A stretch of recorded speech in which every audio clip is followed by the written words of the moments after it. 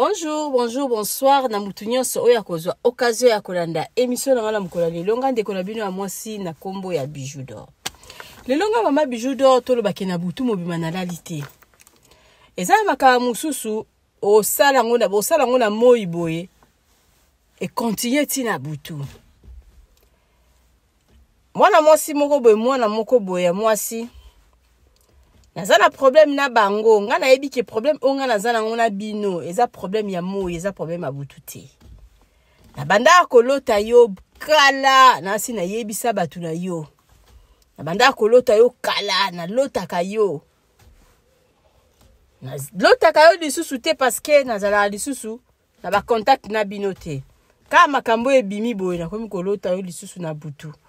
C'est-à-dire na lotio na butu oye ko simbanga na liboko bozalaki ebele siko parmi ebele wana na ko mona kaka na moni na reconnaître elongi na yo ba misusu na moni bango te parce que bazaki na bilamba ya mwindu na elongi osimbinga na liboko meminga place moko zolo balanga to dinda na mai nga na boyi nazo linga te na lingi ko dinda na mai wana te donc o insister to dinda ka na mai na boyi tina dindaki na mai wana te.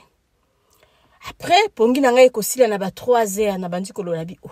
Mais nga aza na problème mikolo na bana oyo. Bazo déranger nga. Ba bebi sa réputation na nga na sala bango mabete. Na sala bango nde ba bolamu. To bolamu na nga ememela nga mabe. Ezala mususu na bengisa 2 fois.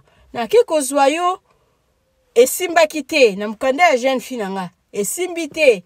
Na zongi na tindelo lisusu muto ke azuyo ayaya ata basai saka batundeli na mokili ngala salela ka bino ndebo ngala salela ki bino ndebo lamu na sunga bino na vie parce que soki ngai te meza ba mususu kutu na balinga baza na Congo ta mususu na ba santé o baza na ngote mais na sala o ba benga kake devoir ya bana nzambe ya kusunga depuis ngana sunga na bengisa batu na poto na sima na nga nani atikali ko bengisa lisusu mutu boloba ka mabe ya mutu botala kape ya moko pe bolamu wa mutu na locho na butu mama nazoyebisa yo ko ya lisusu na bandoto na nga te na bandoto na nga ko ya lisusu te baloba soko moni ndoki belela ye ko ya lisusu te o aza mwana nzambe na tindela kio ba moto na bengi ba pasteur na nga na Congo na tindeli ba fe eziki sayo esiko zali oaza mona nzambe ngala amuta jete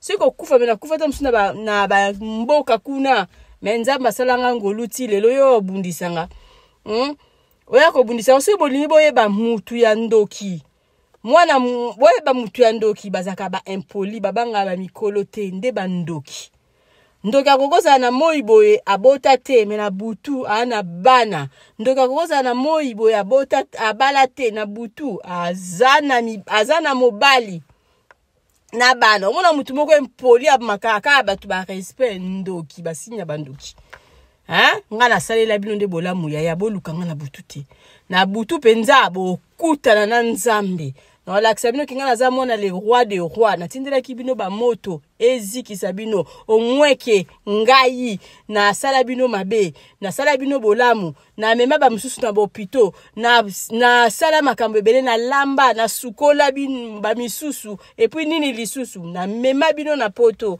o batu mingi baza na Congo ba okoko ya awate donc na sala bino bolamu ya maboko langa ebimisa mbongo na contribuer na ba vie na bino quand la ko bombela ba la ngambongo na ba banki mbelelo ba koma ko bénéficier nango mais na se sacrifier na contribuer na ba vie na bino elinga kikutu ezala ta mususu vaita o ba dotch baloba elinga ke continuer ko benga pe batu mususu mais na conduite na bino boye poto ya liboso aye asumbi na nganda yani bala ya asumbi na nganda ya misatu même chose elembisa ngai mais ngana amuta osakana te na mona oli susu na ndoto na ngate oyoki nga ata na moni nyau moko ata na zolo ba wenyau moko ya mwindo aizalia wapi ye omoni na moni nyau moko ya munene na mwindo auti koleka nga ya sans effet na bino oui bande kolanga babone na nga eza vraiment likambo ya GT eza makambo sérieux kana zolo ba boye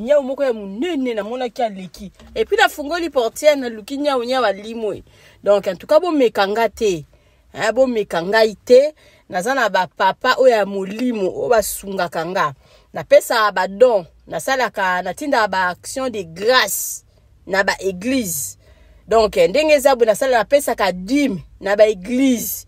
Et puis nini lisusu na sala ka lisusu ba sacrifice ya osali sa ba orphelin ya osali sa ba veuve o tam susu kutu na film raté na sala so na kuta ina mobola moko na nzela na lobaki bon voyage peut-être na sungie sika moko te oya zo chance na fungoli sek na pesi mbongo nyoso tuana pona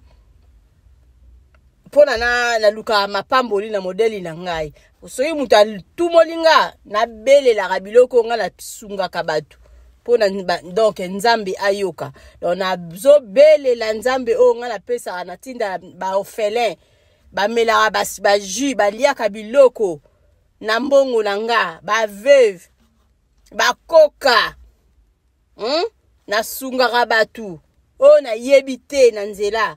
Donc biloko wana ekobundela nga ba ebone na nga ezali kamba jete makam nazoloba ezala mutu msozo swana na eboye oyebe tadam na ete na butu bo mekanga te na lingite balobiso moni ndoki belela so na mono pour la deuxième fois na yo belela o lisusu et puis na occupé bino lisusu te naza na période na nga ya mabondeli ba pasteur balobi na sala jete na kota ba prière et puis nazo mata ba prière.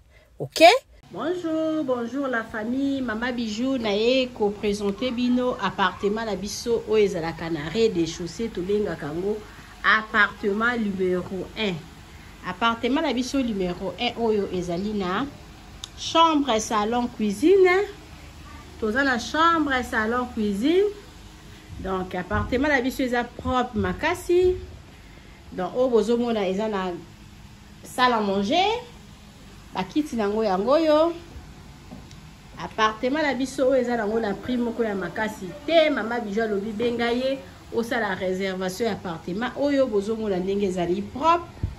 Tokota na katikati ya salon na o eza chambre nango yango yo omoni ba regarde wala tosali okoki koya na biloko ofungoli otandi biloko na yo awa.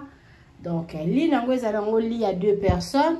Eza vraiment munene makasi te mais eza vraiment ça va passable pour na 2 personnes.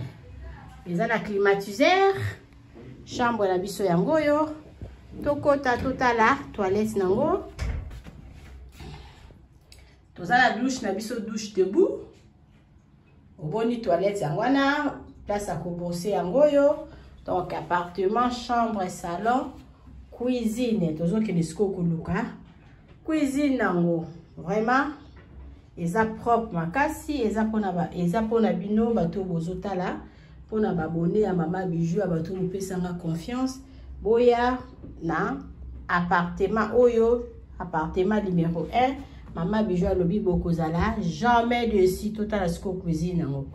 Tokoti na cuisine na biso oyo ya appartement na biso oyo tobengaka appartement numéro 1. Toza na congélateur, totia yango wana pona bino.